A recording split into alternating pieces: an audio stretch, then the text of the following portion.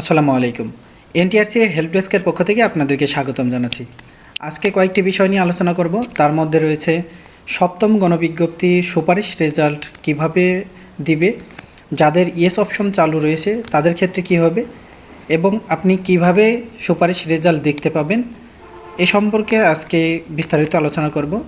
তার আগে বলতে চাই, যারা এই এনটিআরসি হেল্প ডেস্ক পেজে নতুন তারা পেজটি ফলো করবেন, যাতে পরবর্তী যে কোনো আপডেট তথ্য আপনারা সাথে সাথে পেয়ে যেতে পারেন।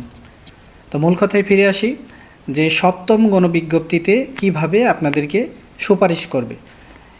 এইবার যে সপ্তম গণবিজ্ঞপ্তি, এখানে কিন্তু প্রত্যেকেই 7টি করে প্রতিষ্ঠান চয়েস করতে পেরেছে।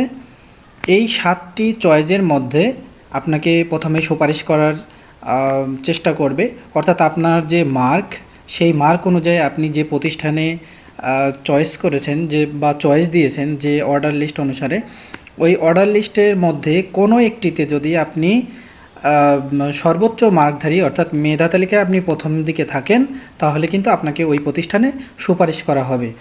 এমন যদি হয় যে আপনি যে 7টি চয়েস দিয়েছেন, এই চয়েসের মধ্যে যে 7টি প্রতিষ্ঠান, সেখানে বাকিরা সবাই যারা চয়েস দিয়েছে সবারই মার্ক আপনার থেকে বেশি, তাহলে কিন্তু আপনার এই 7টি চয়েসের মধ্যে আপনাকে সুপারিশ করবে না।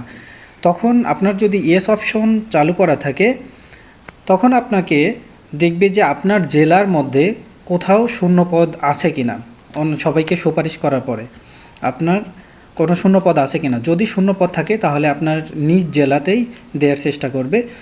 এরপর যদি নিজ জেলায় না থাকে, পরবর্তী যে আপনার পার্শ্ববর্তী যে জেলাগুলো আছে সেখানেও যদি না থাকে, তাহলে আপনাকে দূরবর্তী স্থানে যেখানে শূন্য পদ থাকবে সেখানেই কিন্তু আপনাকে সুপারিশ করা হবে। অর্থাৎ ইয়েস অপশনের মাধ্যমে মূলত আপনার সাবজেক্টে শূন্য পদ থাকা সাপেক্ষে কিন্তু আপনাকে সুপারিশ করবে। যদি কোথাও শূন্য পদ না থাকে তাহলে কিন্তু আপনাকে সুপারিশ করবে না। এই হচ্ছে ইয়েস অপশনের যে বিষয়টি। আর আপনারা রেজাল্ট কিভাবে দেখতে পাবেন, আপনাদের রোল নাম্বার দিয়ে কিন্তু আপনারা দেখতে পারবেন যে আপনাকে কোন প্রতিষ্ঠানে সুপারিশ করা হয়েছে।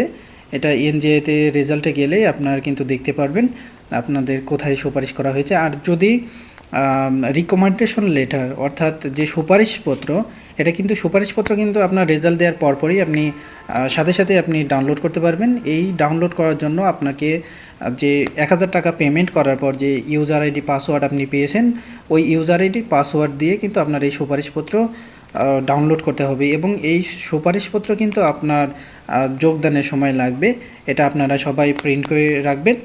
আর যোগদানের ক্ষেত্রে কি কি কাগজপত্র লাগবে, কিভাবে আবেদন করবেন, এই সম্পর্কে বিস্তারিত তথ্য বা আপনাদেরকে একটা ফরম্যাট দিয়ে দেওয়া হবে সুপারিশ রেজাল্টের পরপরই। আশা করছি আপনারা এই পেজটির সাথেই থাকবেন, তাহলে আপনাদেরকে সকল তথ্য সঠিক সময়ে জানানো যাবে। ধন্যবাদ সবাইকে।